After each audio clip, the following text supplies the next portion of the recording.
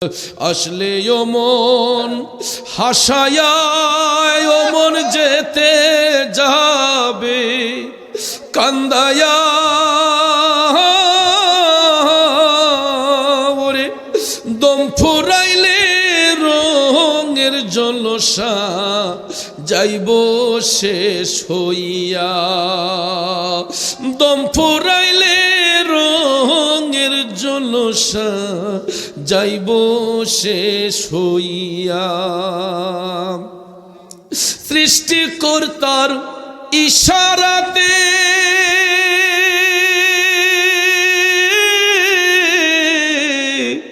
যেতে হবে মাটির নিচেতে ওরে চলবে না আর বাহাদুরি চলবে না আর বাহাদুরি যাহা করতে দুনিয়ায় হায়রে যাহা করতে দুনিয়ায় ওরে দম ফুরাইলে রঙের জলসা যাইব শেষ হইয়া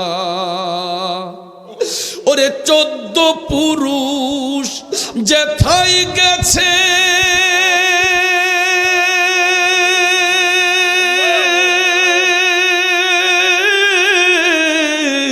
সাড়ে 3 হাত কবরেতে গো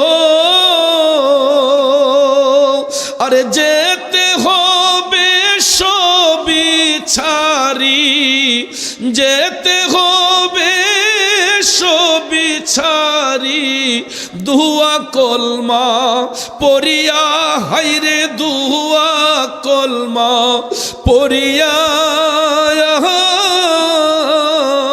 ওরে দম ফুরাইলে রঙের জলসা যাইব শেষ হইয়া আসলে ও মন হাসায়া ও মন যেতে যাবে কান্দায়া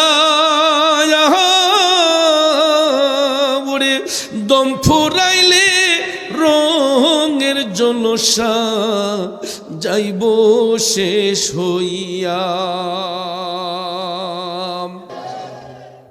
যুবক বন্ধুরা আমার বাবাজিরা একটু ভাইবা দেখেন কবরবাসী আজকে কারা আজকে তারাই কবরের বাসিন্দা যারা একদিন আমাদের সঙ্গে চলাফেরা করেছেন উঠা বসা করেছেন হাট বাজার করেছেন আজকে তারা দুনিয়ার মায়া ছিন্ন করে শুয়ে আছেন অন্ধকার কবরে বাজানো সম্পর্কে কারো মা কারো বাবা কারো দাদা কারো দাদি পাড়া প্রতিবেশী ইষ্টি গোষ্ঠী ঠিক কিনা বলেন আমি আপনি এই মুহূর্তে দুনিয়ার বাসিন্দা আগামীকাল আমি আপনিও কবরের বাসিন্দা হয়ে যেতে পারি এই জন্য বাবাজিরা জীবনের শেষ মাহফিল মনে করে ওই নবীর কথাই একটাবার স্মরণ করুন যেই নবী আজও সবুজ গম্বুজের নিচে শুয়ে শুয়ে উম্মতি উম্মতি বলে কান্দে আমার যুবক ভাইয়েরা যেই নবী এখনো আমার আপনার জন্য কাঁদে ওই নবীর মহব্বতে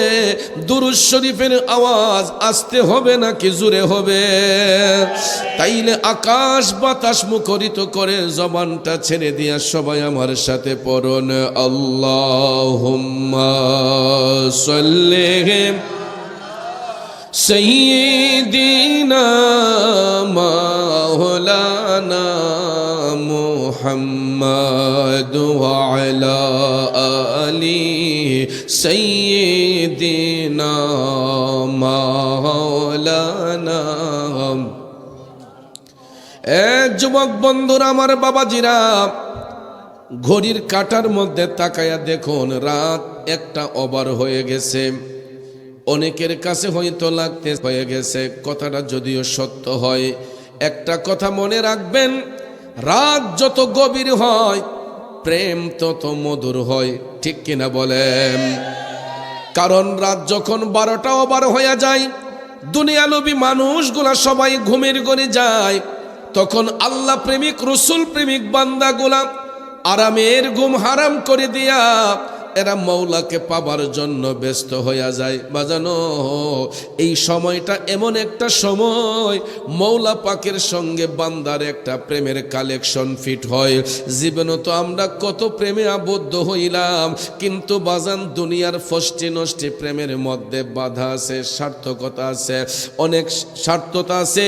কিন্তু আমার মৌলার সাথে প্রেম করলে, আমার নবীর সাথে প্রেমের কালেকশন ফিট করলে এই প্রেমের মধ্যে কোনো কলঙ্ক নাই। কথা বলেন ঠিক কিনা? নিয়ে যাব একদিন আমি, রব না ভুবনে চিরদিন।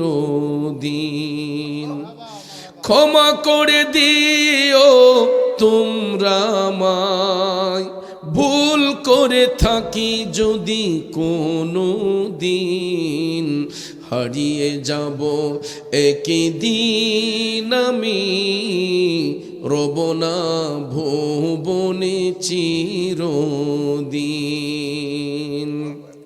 প্রিয় ভাইয়েরা আমার, এই সুন্দর পৃথিবীতে আল্লাহ রাব্বুল আলামিন যত প্রাণী সৃষ্টি করেছেন, সমস্ত প্রাণীকে আল্লাহ তাআলা বস্ত্রবিহীন অবস্থায় সৃষ্টি করেছেন। ঠিক কিনা বলেন?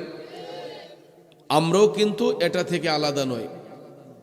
একটা সন্তান যখন মায়ের গর্ভ থেকে ভূমিষ্ঠ হয়, নর্মাল ডেলিভারি হোক, সিজারের মাধ্যমে হোক, বাচ্চা যখন ভূমিষ্ঠ হয়, বলুন তো গায়ে কোনো কাপড় থাকে? কিন্তু আল্লাহ তাআলা আমাদের উপর এহসান করেছেন, দয়া করেছেন।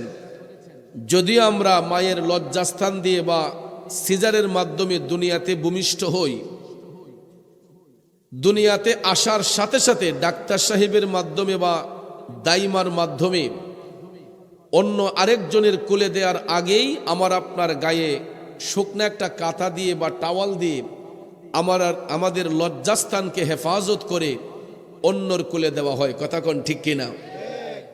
মোট কথা, দুনিয়াতে আসার সাথে সাথেই আমাদের উপর শরীয়তের ঢাকনা পড়ে যায়। কথা বলেন ঠিক কিনা?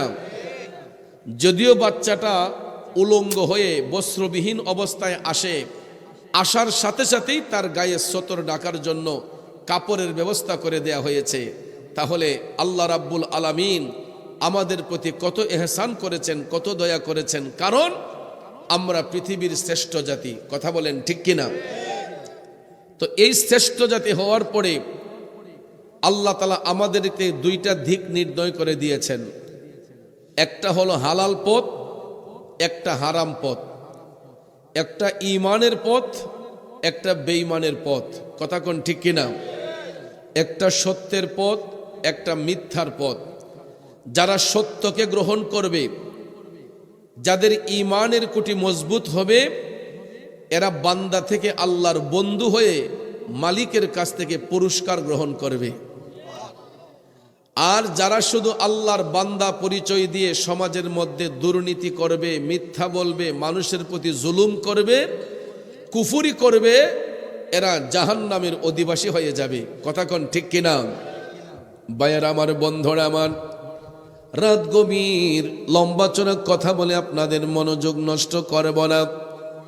এটা আমার কথা নয়, আপনার মুখের কথা নয়। আল্লাহ রাব্বুল আলামিন সূরা আল মাইদার 9 নম্বর আয়াতে পাকে যারা মুমিন, যারা ঈমানদার, তাদের সঙ্গে আল্লাহ তাআলা ওয়াদাবদ্ধ হয়েছেন, ওয়াদা করেছেন। বিসমিল্লাহির রহমানির রহিম। ওয়া'দাল্লাহু আল্লাযীনা আমানু ওয়া আমিলুস সালিহাতি লাহুম মাগফিরাতুন ওয়া আজরুন আযীম।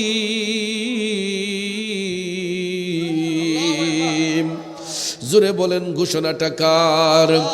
আল্লাহ রাব্বুল আলামিন বলতেছেন, ওয়াদাল্লাহ, আমি আল্লাহ ওয়াদা করতেছি, আমি প্রতিজ্ঞা করতেছি, আল্লাযীনা আমানু, যারা ঈমান এনেছে, ওয়া আমিলুস সালিহাত, এবং যারা সৎ কাজ করেছে, ভালো কাজ করেছে, আল্লাহ বলেন লাহুম মাগফিরাতুন ওয়া আজরুন আযীম, এদের জন্য আমি আল্লাহর পক্ষ থেকে ক্ষমা এবং উত্তম পুরস্কার রয়েছে। সাথে সাথে আমার আল্লাহ তাআলা বলতেছেন, ওয়াল্লাযীনা كفروا وكذبوا بآياتنا أولئك أصحاب الجحيم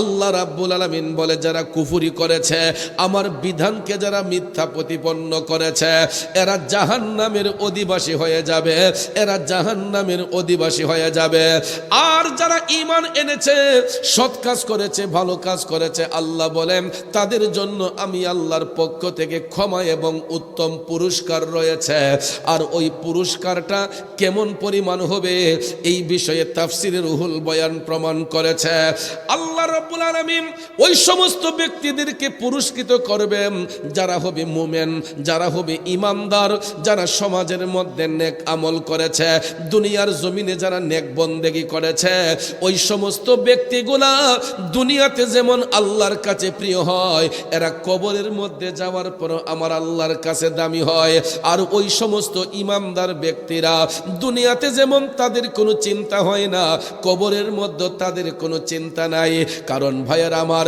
মুমিন ব্যক্তি যারা হয় এদের কবরটা নূরের মহল হয়ে যায় মুমিন ব্যক্তিদের দুনিয়াতে যেমন কোনো টেনশন থাকে না কবরের মধ্যে এদের কোনো টেনশন থাকে না কারণ দুনিয়াতে এরা যেমন নবী নবী কইয়া কান্দা গেছে কবরের মধ্যে মুমিনরা যাইয়া আমার নবীর প্রেমে ফানা হয়ে যাবে এই জন্য কবি বলেছেন নবী ছাড়া ওই কবরে নাই রে বান্ধব নাই নবী ছাড়া ওই কবরে নাই রে বান্ধব নাই হাসরেতে নবী ছাড়া নাই দরদি নাই হাসরেতে নবী ছাড়া নাই দরদি নাই নবী ছাড়া ওই কবরে নাই রে বান্ধব নাই কথা বলেন ঠিক কিনা রে আমার ভৈরব পৌরসভার নবীর প্রেমিকেরা দুনিয়ার জমিনে চলাফেরা করতে গেলে বন্ধু বান্ধবের অভাব নাই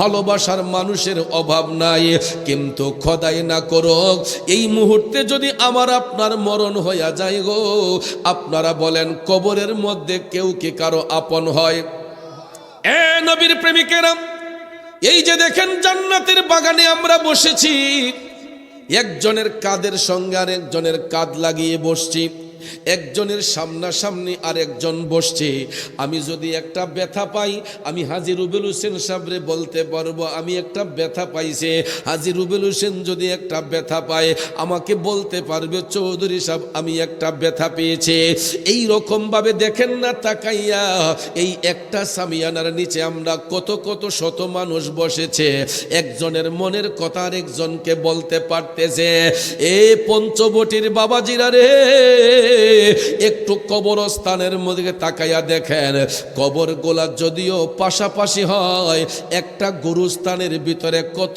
শত শত মানুষের কবর হয় কবরগুলা যদিও পাশাপাশি আপনারা বলুন তো কারো কবরের সাথে কারো কবরের সম্পর্ক আসেনি কথা কোন আসেনি এই পৃথিবীর মধ্যে কত ভালোবাসা জন্ম হয় সবচাইতে বেশি গভীর ভালোবাসা হয় স্বামী এবং স্ত্রীর মধ্যে কথা বলেন ঠিক কিনা একজন স্বামী যদি সারাটা পৃথিবীও ঘুরে যখন সেই ব্যক্তিটা বাড়িতে আসে একটা বিল্ডিং এর ভিতরে 3টা 4টা বেডরুম আছে আপনারা বলেন তো স্বামী স্ত্রী কি শয়ন করে একটা রুমের ভিতরে নাকি আলগা আলগা রুমে স্বামী এবং স্ত্রী একটা বিল্ডিং এর ভিতরে যদিও 3টা 4টা বেডরুম থাকে গো স্বামী এবং স্ত্রীর জন্য বেডরুম থাকে একটা বিছানা থাকে একটা অনেক সময় ভালোবাসা বেশি হইলে বালিশও হয় একটা এটা হাসার কোনো কথা নয় মস্কারার কোনো কথা নয় এ আমার যুবক বন্ধুরা কথাটা এই কারণে বললাম এত মহব্বত এত ভালোবাসা স্বামী এবং স্ত্রীর মধ্যে দুইজনের বিছানা হয় একটা রুম হয় একটা বালিশ হয় একটা ভালোবাসা বন্ধনে আবদ্ধ হওয়ার পর পরে আপনারা বলুন তো, এই যে ঘরের ভিতরে তারা শুইল, দরজা বন্ধ করলেন, জানালা বন্ধ করলেন, পর্দা দিয়ে গেটটা পূরণ করলেন। আমার ভাইয়েরা, অন্য একটা মানুষ যদি ওই রুমের ভিতরে ঢুকতে হয়, দরজার ভিতরে আগে দরজার বাহিরে নক করতে হয়, আর না হলে কলিং বেলে টিপ দিতে হয়। কথা কোন ঠিক কিনা? আপনারা বলেন তো, ওই রুমটার ভিতরে মৃত্যুর ফেরেশতা যাইতে হইলে দরজার মধ্যে কি নক দিতে হবে? কাউকে ডাকতে হবে? আজরাইলা শিহিয়া প্রাণ করিব হরণ, হাই গো আজরাইলা শিহিয়া প্রাণ করিব হরণ। ওরে নিজ গুণে সাহেব আল্লাহ করবানি বারণ, আমার উপায় কি তখন আমার আল্লাহ নিরঞ্জন, না জানি কে হালে আমার হইব মরণ। বন্ধুরে, আমি যেই কথাটা আপনাদেরকে বোঝাতে চাইলাম, স্বামী এবং স্ত্রী দুইজন একটা রুমের ভিতরে দরজা বন্ধ করলেন, জানালা বন্ধ কইরা ঘুমাইলেন। হঠাৎ করে মাঝরাতে দেখা যায় মৃত্যুর ফেরেশতা মালাকুল মউত আজরাইল ওই রুমের ভিতরে প্রবেশ করছে। স্বামী এবং স্ত্রী অঙ্গাঅঙ্গি জড়িত। আপনারা বলেন তো, স্ত্রীর কাছ থেকে স্বামীর দেহ থেকে প্রাণটা নিতে পারে কি পারে না? স্বামীর কাছ থেকে স্ত্রীর প্রাণ কেড়ে নিতে পারে কি পারে না? মৃত্যুর ফেরেশতা মালাকুল মউত আজরাইল কখন কোন সময় কার কাছে আসবো, এর নির্দিষ্ট কোনো গ্যারান্টি পৃথিবীর কোনো মুফতি সাহেব মুহাদ্দিস সাহেব দিতে পারবে না। এই জন্য কবি বলেছেন, মনরে হঠাৎ সে আজরাইলে ফাঁসি দিব তোমার গলে, শেষ করিব অসাদের জীবন মনোরে। বন্ধু, আমি ওই কথাটা আপনাদেরকে বোঝাতে চেয়েছি। দুইজন স্বামী স্ত্রী এত মোহব্বত ভালোবাসা কইরা বিছানায় শুইলেন, হঠাৎ করে মাঝরাতে দেখা যায় স্ত্রীর কাছ থেকে স্বামীর দেহ থেকে প্রাণটা বের হয়ে গেছে। ঘুমের ঘরে মরণ হইতে পারে কি পারে না? মাঝরাতে স্ত্রীর চোখ থেকে ঘুমটা সরলো, স্ত্রী হাত দিয়া দেখে স্বামী নামক ব্যক্তিটা নড়ে না। একটা দুইটা তিনটা ধাক্কা দেওয়ার পরে বাতির সুইচটা যখন অন করার পরে দেখা যায় ওই স্বামীটা এমন ঘুম ঘুমাইয়া গেছে রে, সারা পৃথিবীর মানুষ যদি ডাকতে শুরু করে ওই ব্যক্তিটারে আর সজাগ করা সম্ভব হবে না। এমন সময় স্ত্রীটা যখন দেখে স্বামী জীবনের শেষ ঘুম ঘুমাইয়া গেছে, এমন জোরে একটা চিল্লি মারে, আল্লাহ, ও আল্লাহ। মাঝরাতে যখন ঘরের ভিতরে বিকট শব্দ হয়, চিৎকার হয়, পাশের ঘরের লোকজন সবাই সজাগ হইয়া যায়। কি গো মুখের মা, তুমি কান্দো কেন? কয় আমার সর্বনাশ হইয়া গেছে, তোমরা তাড়াতাড়ি করে আসো। দরজা খুলে দেওয়ার পরে সবাই যখন ঘরে আসলো, আইসা দেখে গো ওই স্বামী নামক ব্যক্তিটা ডেড বডি হইয়া গেছে। দুনিয়াতে যখন ছিলেন হয়তো তিনি চেয়ারম্যান সাহেব, মেম্বার সাহেব, মুফতি সাহেব, মুহাদ্দিস সাহেব, এমপি সাহেব, মন্ত্রী সাহেব ছিলেন, কিন্তু দেখা যায় ডেড বডি হইয়া যাওয়ার সাথে সাথে ওই ভদ্রলোকের নাম হইয়া যায় লাশ। কথা বলেন, দুনিয়ার মধ্যে যতক্ষণ দেহে প্রাণ থাকে আমরা এমপি সাহেব, মন্ত্রী সাহেব, চেয়ারম্যান সাহেব, মেম্বার সাহেব, মুফতি সাহেব, মুহাদ্দিস সাহেব, কিন্তু মারা যাওয়ার সাথে সাথে আমার আপনার নাম হইয়া যায় লাশ। পড়শিরা আইসা কয় লাশটাকে তাড়াতাড়ি দাফন করার ব্যবস্থা করা হোক। এই কথাটা বইলে আপনারা দেখবেন ওই স্বামী যেই নরম বিছানার মধ্যে শোয়া ছিল, সঙ্গে সঙ্গে প্রথমে আগে মাথার নিচ থেকে বালিশটারে টান দিয়া সরানো হয়। এত আরামের বিছানার মধ্যে শুইলাম, দেহ থেকে যখন প্রাণ পাখিটা বের হইয়া গেছে গো, সঙ্গে সঙ্গে দেখবেন মাথার নিচ থেকে নরম বালিশটা টান দিয়া খোলা হয়। বালিশটা সরাইয়া আমার আপনার নিতর দেহটারে পাক্কার উপরে কোনো জাজিম নাই, লেপ নাই, তুষক নাই। ওই নিতর দেহটা আমরা যত বড় মন্ত্রী মিনিস্টার হই না কেন রে, দেহ থেকে প্রাণটা বের হইয়া যাওয়ার সাথে সাথে আমাদের পিঠের নিচ থেকে জাজিমটারে সরাইয়া পাক্কার উপরে একটা বিছানা কইরা, চাটি বিছাইয়া, না হয় চাদর বিছাইয়া, আমাদের নিতর দেহটারে শোয়াইয়া পাতলা একটা চাদর কাফন পরানোর আগ পর্যন্ত মুখের উপরে দেওয়া হয়। পিঠের নিচে কোনো তুষক নাই, মাথার নিচে কোনো বালিশ নাই, কোনো কম্বল নাই। ওই নিতর দেহটারে পাক্কার উপরে শোয়াইয়া পাতলা একটা চাদর দিয়া ঢাইকা রাখা হয়। এ বন্ধু, এত দামি বাড়ি বানাইলাম, গাড়ি করলাম, এত সুন্দর টাকা পয়সা রুজি করলাম, ব্যাংকের অ্যাকাউন্ট ভরলাম, কিন্তু মারা যাওয়ার সাথে সাথে মাথার নিচে বালিশ নাই, পিঠের নিচে তুষক নাই, লেপ নাই। দেখা যায় ওই নিতর দেহটা পাক্কার উপর শোয়া রাখা হইছে। কয়েকজন চলে গেছে গোরস্থানে কবর খোঁড়ার জন্য, আর কয়েকজন বাঁশঝাড়ে যায় বাঁশ কাটার জন্য, কয়েকজন চলে যায় দোকানে মার্কিন সাদা কাপড় কেনার জন্য। ঠিক কিনা কন? তখন আর একটা অনুষ্ঠানের আয়োজন হয়। ওই ব্যক্তিটাকে আপন বাড়িতে পাঠাইবার জন্য, আপন দেশে পাঠাইবার জন্য একটা গাড়িও আনতে হয় বাড়িতে। ওই গাড়িটার মধ্যে কোনো তেল নাই, মোবিল নাই, ডিজেল নাই, পেট্রোল নাই। এ বন্ধু, ওই গাড়িটার মধ্যে আমাদের সবাইকে একদিন চড়তে হবে। জীবনে যারা গাড়ি ঘোড়া চড়েও না, এরা জীবনের শেষ টাইমে, শেষ বিদায়ের সময় ওই গাড়িটা চড়তে হবে। ওই গাড়ির 3টা পার্কিং হয় রে আব্বা। একটা পার্কিং হলো প্রত্যেকের এলাকার মসজিদের বারান্দায়, আরেকটা পার্কিং হলো মৃত ব্যক্তির বাড়িতে, শেষ পার্কিংটা গিয়া হয় কবরস্থানের পারে। দুনিয়াতে কত দামি ব্র্যান্ডের গাড়ি আমরা চালাই, Prado, Mercedes, Premio, Allion, Axio, X Corolla. দেখবেন কম্পিটিশন কইরা আমরা গাড়ি ঘোড়া দৌড়াই, অমুকের গাড়ি প্রিমিও, আমারটা হতে হইব মার্সিডিজ, বিএমডব্লিউ। কত ব্র্যান্ডের গাড়ি আমরা দৌড়াই, তেল লাগে, মোবিল লাগে, পানি লাগে, ইঞ্জিন চালিত গাড়িগুলা কত আরাম আয়েসে দৌড়ায়।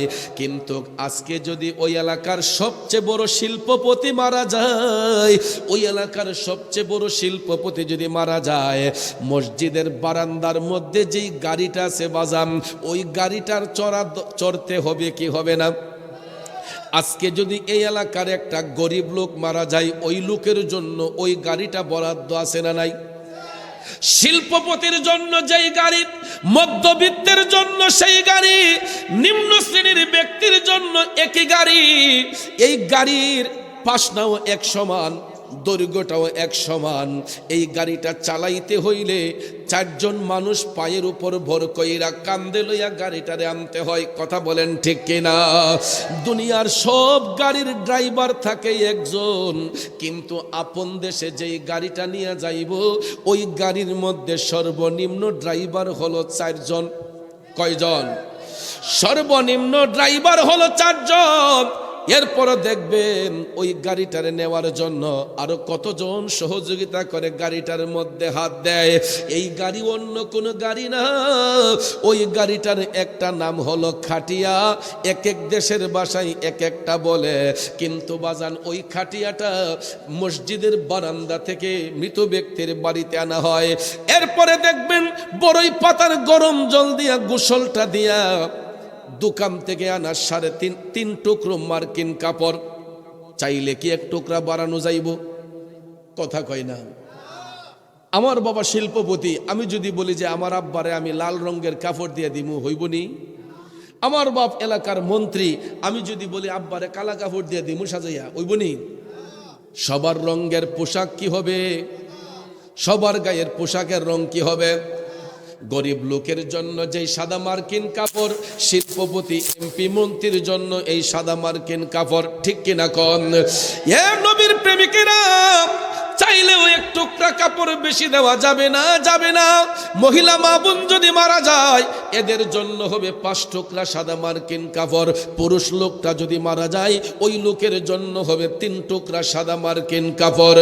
এ পঞ্চপটির বন্ধুরা, আমার নবীর প্রেমিকেরা, এই 3 টুকরা সাদা মার্কিন কাপড় পেছাইয়া খাটিয়াতে উঠাইয়া যখন লাশটা যখন কবরের দিকে নেওয়া হয়, স্ত্রীটার গায়ে রঙিন শাড়ি ছিল রে। স্বামী মারা যাওয়ার সাথে সাথে তার গায়ের তার গায়ের রঙিন শাড়িটা খইলা, হাতের বালা, কানের দুল, নাকের ফুল খইলা, সাদা রঙের শাড়িটা যখন পেঁচানো হয়, বিধবার শাড়িটা গায়ে দেওয়ার সঙ্গে সঙ্গে আপনারা দেখবেন ওই স্ত্রীটা এমন জোরে একটা চিৎকার মারে রে বাজাম। অনেক সময় স্বামীর বিরহ বেদনায় অনেক স্ত্রীও হার্ট অ্যাটাক করে মারা যায়। আছেন এমন? সকালবেলা স্বামী মারা গেছে, বিকালবেলা দেখা যায় স্ত্রীও মারা গেছে। পৃথিবীর ইতিহাসে এমন নজির আছে না নাই? আমি নিজের চোখে দেখেছি, নিজে জানাজাও পড়েছি। সকালবেলা স্বামী মারা গেছে, বিকালবেলা স্ত্রী মারা গেছে। পৃথিবীর ইতিহাসে এমন নজিরও আছে। মনে করেন স্বামী এবং স্ত্রী দুইজনই মারা গেলেন, এখন তাদের জন্য খাটিয়া কি একটা হবে না দুইটা? কবরস্থানে কবর কি একটা হবে না দুইটা?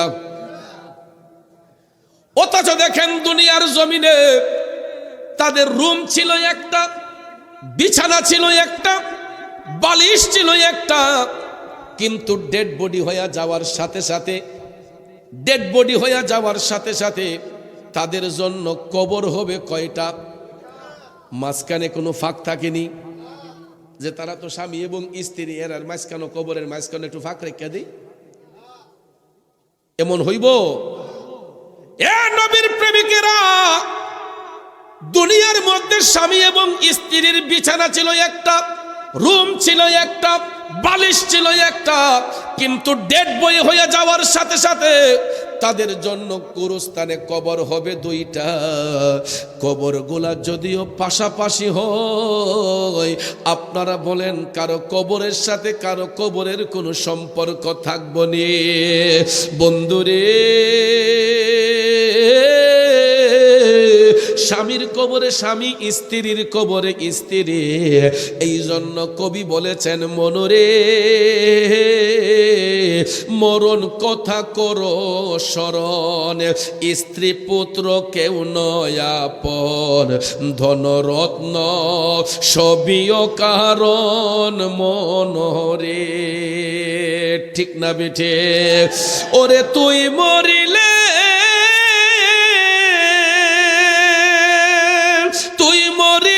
সঙ্গের সাথী হইবে না একজন সেকেন্ড, কইরে পাগল মন একবার ভাবলে না রে তোর হইব রে মরণ সেকেন্ড, কইরে পাগল মন একবার ভাবলে না রে তোর হইব রে মরণ। এ নবীর প্রেমিকেরা, আমি কথাটা দ্বারা কি বোঝাতে চাইলাম আপনারা বুঝতে পারছেন নে? কারণ দুনিয়াতে যত ভালোবাসার মানুষ থাকুক না কেন, এটা শুধু দুনিয়ার জন্য। কবরের মধ্যে কেউ কারো আপন হবে না একমাত্র আমার নবী ছাড়া। কবরের মধ্যে আমার নবী ছাড়া কেউ আপন হবে না। এই জন্য যুবক ভাইয়েরা, এই বয়সে যদি প্রেম করতে হয়, আমার নবীর সাথে প্রেমের কালেকশন ফিট করে ফেলো। প্রেম যদি করতে হয়, আমার মৌলা পাকের সঙ্গে প্রেম করো, যেই প্রেমের মধ্যে কোনো কলঙ্ক নাই। আর এই প্রেম যেই ব্যক্তি করতে পারে গো, ওই ব্যক্তিটা বান্দা থেকে আল্লাহর বন্ধু হয়ে যাবে। তাইলে বলুন, আমরা আল্লাহর বন্ধু হতে চাই কি চাই না? বন্ধু যদি হন তাইলে কবরটা হবে আলো। আর আল্লাহর সাথে যদি প্রতারণা করে, নবীর সাথে বেঈমানি করলে এদের কবর হয়ে যাবে অন্ধকার। এটা দুনিয়ার মধ্য থেকেই এই সিমটমটা পাওয়া যায়।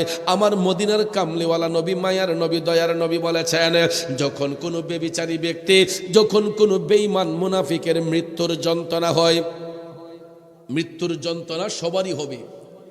আজরাইল আলাইহিস সালাম সবার কাছে আসবে। কথা কোন ঠিক কিনা? আমার নবী কামলিওয়ালা বলেছেন, বেঈমান মুনাফিক এরা যখন সাকারাত শুরু হবে, মৃত্যুর ফেরেশতা যখন তাদের জান কবজের জন্য আসবে, আজরাইল আলাইহিস সালামের পায়ের শব্দটা শোনার সাথে সাথে আমার নবী বলছেন জাহান্নামী ব্যক্তিদের মধ্যে একটা আতঙ্ক শুরু হয়ে যাবে, হাঁপানি রোগের মতো। দেখবেন এরা জোরে জোরে শ্বাস নিঃশ্বাস নেয়। তখন আমরা ধারণা করি যে লোকটার ডেট শেষ, টাইম ফুরিয়ে গেছে, ওনার সাকারাত শুরু হয়েছে, সদমা শুরু হয়েছে। আপনাদের এলাকায় ভৈরবের ভাষায় কি বলে আমি জানি না, যখন কোনো ব্যক্তির সাকারাত শুরু হয় অনেক দেশের ভাষায় কয় কয় টানাত পড়ে রইছে। কথা কোন ঠিক কিনা? আমার নবীর প্রেমিকেরা, মৃত্যুপথের যাত্রীর যখন সাকারাত শুরু হয়, আমার নবী কামলিওয়ালা বলেছেন আজরাইল আলাইহিস সালামের পায়ের শব্দ শুনিয়া তাদের হাঁপানি রোগ শুরু হয়ে যাবে। যখন জোরে জোরে শ্বাস নিঃশ্বাস নেয়, আমরা ধারণা করি যে না, লোকটা একদম সংকটময় অবস্থায়। ছেলে যদি ঢাকায় থাকে, মেয়ে যদি স্বামীর বাড়ি থাকে, তাদেরকে টেলিফোন দিয়ে আনা হয়, তোর বাবার শরীর ভালো না। দেখবেন ছেলে মেয়েগুলা পাগল পাড়া হইয়া বাড়িতে ছইটা আসে। বাবার যখন মৃত্যু সন্নিকটে, তখন দেখবেন সন্তানাদি স্বজনরা সবাই পাশ দিয়া গোল চক্কর হইয়া বইসা থাকে। ওই ব্যক্তিকে ঘিরে সবাই চতুর্দিকে বসে থাকে। ছেলেটা ডাক দিয়া কয়, আব্বা আমি আপনার ছেলে অমুক, আমারে চিনছেননি। মেয়েটা ডাক দিয়া কয়, আব্বা আমি তো আপনার মেয়ে অমুক, আমি আইছি তো আব্বা, আমারে চিনছেননি। আমার নবী কামলিওয়ালা বলছেন ওই মৃত্যুপথের যাত্রী তার যখন সাকারাত শুরু হয়ে যায়, কে তার ছেলে, কে তার মেয়ে, কে তার স্ত্রী, কে তার স্বজন, ওই মুহূর্তে ওই ব্যক্তি আর কাউকে চিনতে পারে না। চিনব কেমনে? আমার নবী বলছেন ওই ব্যক্তি তো তখন মৃত্যুর ফেরেশতার দিকে তাকাইয়া আজরাইলের ভয়ঙ্কর রূপটা দেখা পৃথিবীর সব মায়া মমতা ভুইলা যায়। তখন ওই ব্যক্তি নিজেকে নিয়ে ব্যস্ত হইয়া যায়, তার মৃত্যুটা যে কত কষ্টের হবে ওই চিন্তায় ওই ব্যক্তিটা মৃত্যুর ফেরেশতার দিকে তাকাইয়া থাকবে। আমার নবী কামলিওয়ালা বলছেন তখন আজরাইল আলাইহিস সালাম ভয়ঙ্কর রূপটা ধারণ কইরা ওই ব্যক্তির পায়ের বৃদ্ধাঙ্গুল থেকে টিপতে টিপতে টিপতে নিচটাকে অচেতন কইরা বুকের মধ্যে আইনা এমন একটা চাপ মারবে রে, ওই ব্যক্তিদের গলা দিয়া ঘের ঘের করে একটা শব্দ বের হয়। অনেকের ভয়ে আতঙ্ক পড়িয়া পায়খানার রাস্তা দিয়া পায়খানা বের হইয়া যায়, পেশাব নালী দিয়া পেশাব বের হইয়া যায়।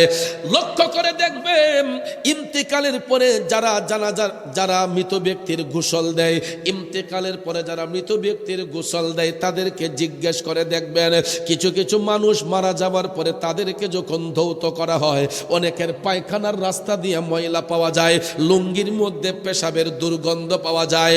এ নবীর প্রেমিকেরা, শুধু তাই নয়, যাদের মরণটা খুব কষ্টে হয়, আমার রসুল বলেছেন যারা বেঈমান, যারা মুনাফিক, যারা ব্যভিচারী, যারা জুলুম করে নির্যাতন করে, এদের চেহারাটা ভয়ঙ্কর রূপ ধারণ করে।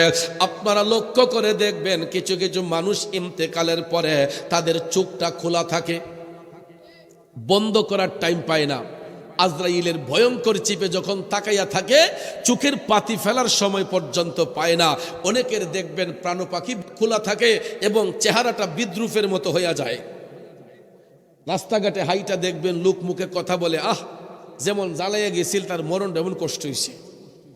কিছু কিছু মানুষের ইন্তেকালের পরে মানুষের মুখ তো আর বন্ধ রাখা যায় না, কয় আহ মানুষের যেমন কষ্ট দিছে ও তার মরণ এমন কষ্ট হয়েছে, চেহারাটা ভয়ঙ্কর রূপ ধারণ করছে। দুনিয়ার মানুষ যদিও বলে থাকে, এটা আসলে আমার আপনার মুখের কথা নয়। আমার নবী কামলিওয়ালা বলছেন বেঈমান মুনাফিকরা মারা যাবার পরে তাদের চেহারাটা বিকৃত হয়ে যাবে, বিদ্রুপের মতো হয়ে যাবে। এরপরে ওই ব্যক্তিটাকে যখন দাফন করা হবে, কবরস্থ করা হবে, আপনারা বলুন তো কবরের মধ্যে প্রশ্ন হবে কয়টা? এটা আমরা সবাই জানি, শুনতে শুনতে অভ্যস্ত। বন্ধুরা আমার, বাবাজিরা রে, ইন্তেকালের পরে যখন দাফন করা হয় কবরস্থানে রাইখা 40 কদম দূরে আসার সাথে সাথেই দুইজন ফেরেশতার আগমন হবে। একজন হলো মুনকার, আরেকজন হলো নাকির। দুই ফেরেশতা কবরের মধ্যে হাজির হইয়া সর্বশেষ প্রশ্নটা করবে আমার নবীজিরে নিয়া। 3 নম্বর প্রশ্নটার মধ্যে আমার দয়াল নবী মায়ার নবীরে সশরীরে কবরের মধ্যে হাজির করা হইব। এই বিশ্বাস আছে না নাই? দয়াল নবী কবরে হাজির হইতে পারে কি পারে না? এই জন্য পারেন। নবীর উপাধি রাহমাতাল লিল আলামিন। রাহমাতাল লিল আলামিন, আলামের বহু বচন আলামিন। আলাম দ্বারা একটা জগৎরে বোঝানো হয়, আর আলামিন দ্বারা কুল কায়নাতকে বোঝানো হয়। রসুল শুধু দুনিয়ার জন্য রহমত নয়, তিনি কবর রহমত, হাসরে রহমত, মিজানের রহমত, ফুলসিরাতের রহমত। আল্লাহর সৃষ্টি জগতে যতটা জগৎ সমূহ আছে, যেখানে আল্লাহ রাব্বুল আলামিন, সেখানে আমার নবী রাহমাতাল লিল। কষ্ট হচ্ছে বাজান? ওই ব্যক্তিটাকে কবরে রাখার পরে আমার নবীকে সশরীরে কবরে হাজির করা হইব। বলা হবে ওমান হাজার রজুল, ওনাকে চিনতে পারো কিনা বলো তোমার রসুলকে। তখন ওই জাহান্নামী ব্যক্তিটা বলবে লা আদরি, আমি চিনি না। কি বলবে? চিনি না। রসুল দেখার পরও নবীরে চিনবে না। তখন মুনকার নাকির ফেরেশতা চলে যাবে। রসুল বলছেন আমার আল্লাহ আরেক দল আযাবের ফেরেশতা পাঠাইবেন। তখন ওই জাহান্নামী ব্যক্তিটা যে কবরের মধ্যে ছিল, তার কবরের দুই পাশের মাটিগুলাকে ফেরেশতারা চাপাইতে শুরু করবে। চাপাইতে চাপাইতে চাপাইতে ওই জাহান্নামী ব্যক্তির বডির মধ্যে আইনা কবরের দুই পাশের মাটি এমন একটা চাপ দিব রে বন্ধু, আমার নবী কামলিওয়ালা বলছেন ডান পাজরের হাড্ডিগুলা বাম পাজরে যাবে, বাম পাজরের হাড্ডিগুলা ডান পাজরে যাবে। মুরগের হাড্ডিতে কামড় দিলে যেই রকম মরমর করে ভেঙে যায়, জাহান্নামী ব্যক্তিগুলারে কবরে রাখার পরে দুই পাশের কবরের মাটি যখন চাপ দিবে, মুরগের হাড্ডির মতো তাদের হাড়গুলা মরমর করে ভেঙে যাবে। চিল্লায়া কি নাউজুবিল্লাহ বলবেন না? এই জন্য একজন কবি লিখেছেন কবরের আযাব কত কঠিন সইতে আমি পারিব না, মৃত্যু যন্ত্রণা কত কঠিন সইতে আমি পারিব না। ও গো দয়াময় হে রহিম, চাই শুধু তোমার করুণা। কবরের আযাব কত কঠিন সইতে আমি পারিব না। কষ্ট হচ্ছে আমার বাবাজিরা, এ নবীর প্রেমিকেরা রে। ওই জাহান্নামী ব্যক্তিটার কবরের মধ্যে রাখার পরে দুই পাশের মাটি যখন চাপ দিবে, এদের দেহের হাড়গুলা মরমর করে ভেঙে যাবে। তখন এরা কিয়ামত অবধি পর্যন্ত জাহান্নামের আগুনে জ্বলতেই থাকবে, জ্বলতেই থাকবে। আর আমার নবী বলেছেন মুমিন ব্যক্তিদের যখন মৃত্যু যন্ত্রণা হয়, মুত্তাকিদের যখন মৃত্যু যন্ত্রণা হয়, মুমিন ব্যক্তিদের যখন মৃত্যু যন্ত্রণা হয়, আজরাইল আলাইহিস সালামের পায়ের শব্দ শুই না মুমিন ব্যক্তিরা মুস্কি মুস্কি হাসে। আরো জোরে কোন না সুবহানাল্লাহ। ওয়াজ কি বুঝতেছেন আপনারা? মুমিন ব্যক্তিদের যখন মৃত্যুর যন্ত্রণা হয়, তাদের কাছে আজরাইল আলাইহিস সালাম আসবেন। আমার রসুল বলছেন মুমিন ব্যক্তিরা যখন আজরাইলের পায়ের শব্দ শুনবে, তখন এরা মুস্কি মুস্কি হাসি দিবে। কারণ মুমিন ব্যক্তিদের কোনো টেনশন। ছাত্র যদি ভালো হয়, ভালো ছাত্রের পরীক্ষা দিতে কোনো টেনশন আছে? গাদা ছাত্র টেনশন থাকে। কথা কোন ঠিক না বেঠিক? কেমনে পরীক্ষা পাস করব, কিতা লিখবো খাতার মাঝে, এই টেনশনে দেখবেন গাদা ছাত্রটি একদম দুর্বল হয়ে যায়। আর ভালো স্টুডেন্ট যারা, এরা দেখবেন অপেক্ষা করে কখন তাদের পরীক্ষা শুরু হবে, রেজাল্ট পাইবে, ভালো রেজাল্ট করবে, A+ পাবে, গোল্ডেন পাবে, এই অপেক্ষায় দেখবেন এরা অপেক্ষমান থাকে। ঠিক কিনা কন? মুমিন ব্যক্তিদের যখন মৃত্যুর যন্ত্রণা হয়, আমার রসুল বলেছেন তাদের আজরাইলের পায়ের শব্দ শুনে এরা মুস্কি মুস্কি হাসি দিবে। আর আজরাইল আলাইহিস আলাইহিস সালাম এদের জান কবজের সময় এতটুক পরিমাণ মুমিনদের কষ্ট হবে। রাসূল বলেছেন একটা ছোট্ট পিপিলিকা কামড় দিলে যতটুক ব্যথা অনুভব হয় এর চাইতে আরো কম। ঠিক এই রকম ছোট্ট একটা পিপিলিকা কামড় দিলে যেই রকম ব্যথা অনুভব হয় মুমিন ব্যক্তিদের জান কবজের সময় তাদের কাছে ঠিক এরকম মনে হবে যেন ছোট্ট একটা পিপিলিকা কামড় দিয়েছে, এর চাইতে বেশি কষ্ট হবে না। এরপরে ভাইয়ার আমার রাসূল বলেছেন ওই মুমিন ব্যক্তিরা দুনিয়া থেকে যাবার সময় তাদের চেহারাটা নূরান্বিত হয়ে যাবে এবং চেহারার মধ্যে মুস্কি মুস্কি হাসি থাকবে। দেখবেন কিছু মানুষ মারা যাবার পরে এদের চেহারা উজ্জ্বল হয়ে যায়, চেহারার মধ্যে একটা মুস্কি মুস্কি হাসি থাকে। আমরা তখন রাস্তাঘাটে হাইটা বলি, আহ ব্যক্তিটা যেমন ভালো ছিল উনার মরণটাও সুন্দর হইছে, মহিলা যেমন একটা আয়সা রইছে, আমরা বলি না? যদি আমি আপনি মুখে মুখে বলি, আমার নবী বলছেন মুমিন ব্যক্তির ইন্তেকালের পরে তাদের চেহারাটা পেস কাটিং যদি কালো হয় এরপরও মুমিনদের চেহারা নূরান্বিত হয়ে যাবে এবং তাদের চেহারার মধ্যে একটা মুস্কি মুস্কি হাসি থাকবে। এটা কেন জানেননি? আমার রাসূল বলেছেন এই জন্য হাসি থাকবে, কবরের মধ্যে যাওয়ার পরে তাদের যখন ইন্টারভিউ নেওয়া হবে তিনটা প্রশ্নের মাধ্যমে একটা প্রশ্ন হবে আমার নবীরে নিয়া, ওমান হাজার রুজুল, কথা কোন ঠিক কিনা? মুমিন ব্যক্তি যারা হবে, মুত্তাকি পরহেজগার যারা হবে, এরা তখন বলবে হাজা মুহাম্মদুর রাসূলুল্লাহ সাল্লাল্লাহু আলাইহি ওয়াসাল্লাম। চিৎকার মেরে কি সুবহানাল্লাহ বলা যাবে না? এ নবীর প্রেমিকেরা, ওই মুমিন ব্যক্তিরা আমার নবীরে দেখা এরা আনন্দিত হইয়া বলবে হাজা মুহাম্মদুর রাসূলুল্লাহ সাল্লাল্লাহু আলাইহি ওয়াসাল্লাম। নবী যখন চিনে ফেলবে তখন তারা কবরের ঘাট পার হইয়া যাবে। আর কবরের ঘাটে যেই ব্যক্তি আটকা পড়ে যায় অন্য কোনো ঘাট পার হতে পারে না। আর মুমিন ব্যক্তিরা যখন নবীকে চিনে ফেলবে এরা কবরের ঘাট পার হইয়া যাবে। মুনকার নাকির ফেরেশতা চলে যাওয়ার সাথে সাথে আমার আল্লাহ আরেক দল রহমতের ফেরেশতা পাঠাইয়া মুমিন ব্যক্তিদের কবরটাকে নূরের একটা মহল বানাইয়া দিবে। আমরা দেশে কিছু কিছু মোল্লা মুন্সি আছে, সবাইরে একসাথে কয় কবরে আজাব কেমনে সইব, কবরে সাপে কামড়াইব, কবরে আজাব হইব, এমনি কইয়া দেখবেন আমরা কান্দাইয়া ফানা কইরা লাই।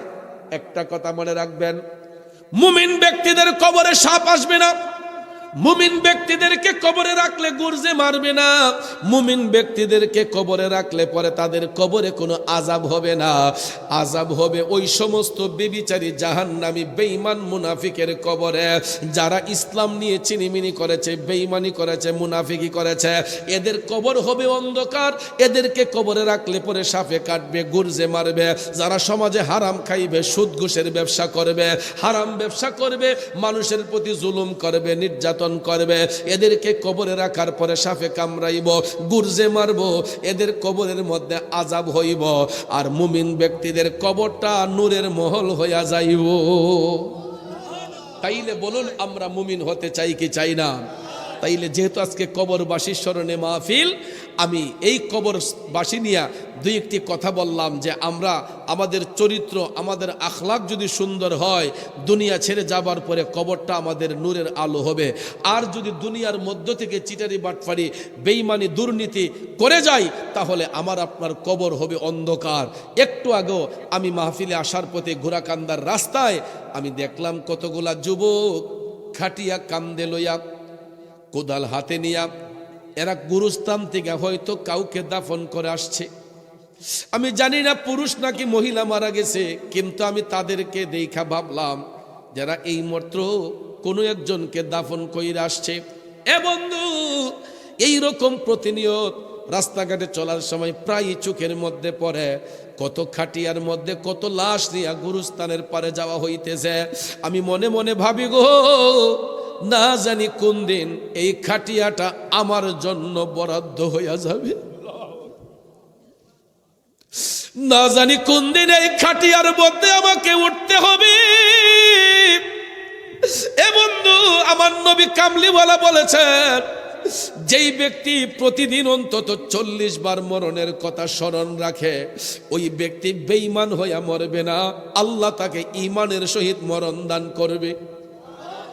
যেই ব্যক্তি 40 বার মরণের কথা স্মরণ রাখবে, ওই ব্যক্তির দ্বারা সমাজে কোনো খারাপ কাজ হবে না, সমাজের মানুষ প্রতারিত হবে না, সমাজের মধ্যে তার দ্বারা জুলুম নির্যাতন হবে না। কেন? যদি সে মরণের কথা স্মরণ রাখে যে আমি তো মরব, আমি তো কবরে যাব। এই জন্য বাবাজি অন্তত প্রতিদিন অন্তত না হয় 40 বার মরতে যে হবে এই কথাটা স্মরণ রাখবেন। আর যার অন্তরে এই জিনিসটা থাকবে, এই ভয়টা থাকবে, আল্লাহ তাআলা তাকে ঈমানের সহিত মৃত্যু দান করবে। তাহলে বলুন আমরা ঈমানি মরণ চাই কি চাই না? ঈমানের পথে অবিচল থেকে আমার মরণ যেন হয়, ঈমানের পথে অবিচল থেকে আমার মরণ যেন হয়। আমরা সবাই ঈমানের পথে থাকতে চাই, হকের পক্ষে থাকতে চাই, আহলে সুন্নাত ওয়াল জামাতের পক্ষে থাকতে চাই, ঠিক কিনা বলেন? কারণ ভাইয়েরা আমার, আমাদের সম্বলই হলো রাহমাতাল লিল, দয়াল নবীর প্রেম, ওলি আল্লাহর প্রেম। তো আমি যতটুক জানতে পেরেছি, আমি যতটুক জানি যে এই পঞ্চবটি এলাকায় আমাদের আশপাশে যেই বসতি আছে, এরা বেশিরভাগ মানুষ তরিকাপন্থী মানুষ, এরা সুন্নিপন্থী মানুষ, আহলে সুন্নাত ওয়াল জামাতের আকীদায় বিশ্বাসী। আমার মা বোনরা পুরুষের চাইতে নাকি আরো বেশি। আমি যতটুকু শুনেছি মা বোনদের উপস্থিতি পুরুষের চাইতে বেশি।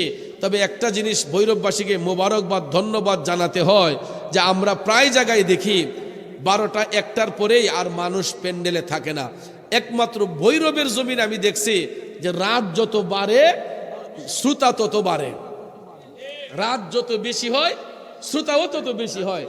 আমি তো কল্পনাই করি নাই যে এই রাতে এতগুলা মানুষ নবীর বাগানে এখনো বসা থাকবে। কিন্তু আপনাদেরকে অন্তর থেকে মোবারকবাদ জানাই যে এই রাত 2টা পর্যন্ত আপনারা নবীর বাগানটাতে এই শীতের রাতে কষ্ট করে বসেছেন।